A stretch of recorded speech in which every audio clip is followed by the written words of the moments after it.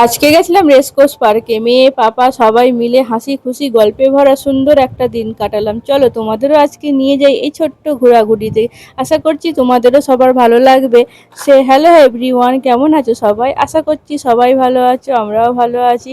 আজকে সন্ধেবেলায় বেরিয়েছিলাম একটু ঘুরতে, তো ভাবলাম কোথায় যাব, তাই দেখো চলে এসেছি সোজা রেসকোর্সে। আর এখানে এসে দেখো না কি করব, একটু ভাবলাম চলো পিৎজা খাওয়া যায়, তাই চলে এসেছি পিৎজা খেতে। আর এখানে পিৎজা অর্ডার দিয়েও দিয়েছি, আমরা দুজনাই গল্প করতে ব্যস্ত, আমাকে তো বাদই দিয়ে দিয়েছে বলতে গেলে।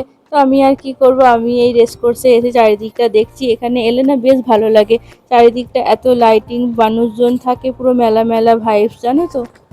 মেয়ে দেখো না আবার বলছে এখানে পিৎজা খাবো।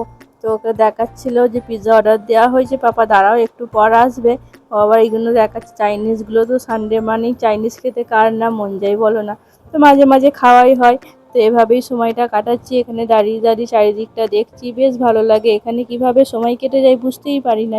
তারপর দেখো আমাদের এখানে চলে এসেছে পিৎজা। এটা হলো একটা ইটালিয়ান পিৎজা, বেশ ভালো লেগেছিল এই পিৎজাটা খেতে। মেয়ে দেখো একটা বেলুন কিনে এখানে বসে আছে, ওর পাপা ওকে খাইয়ে দেবে। একটু গরম ছিল বলে তাই বললাম একটু বসো তারপর খাওয়াবো। আর এখানে মেয়ে দেখো না নিজে হাতে করে পিৎজা খাবে, ওর পাপা বলছে দাও আমি খাইয়ে দিই।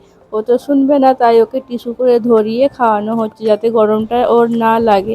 এভাবেই আমরা পিৎজা খেয়ে তারপর একটু বসলাম, গল্প করলাম, দিয়ে বাড়ি চলে এলাম। এভাবেই আমাদের দিনটা আজকে কাটলো। তো চলো ভিডিওটা আজকে এখানেই শেষ করলাম, দেখা হচ্ছে নতুন একটা ভিডিওতে।